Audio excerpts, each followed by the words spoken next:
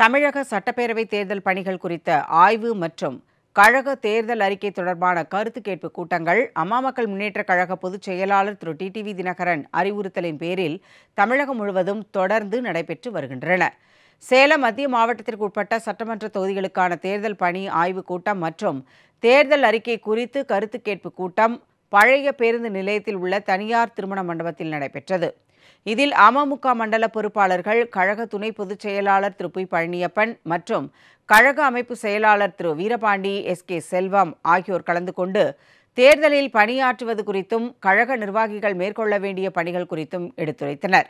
ஆய்வுக்குழு உறுப்பினர்கள் நாமக்கல் திரு அன்பழகன், கழக தலைமை நிலைய செயலாளர் திரு சண்முகவேலு, கழக அமைப்பு செயலாளர் திரு அருள், கழக அமைப்பு செயலாளர் திரு அரூர் முருகன், கழக செய்தி தொடர்பாளர் திரு இளம் தமிழ் ஆர்வலன் உள்ளிட்டோர் நிர்வாகிகள் ஏராளமானோர் கலந்து கொண்டனர்.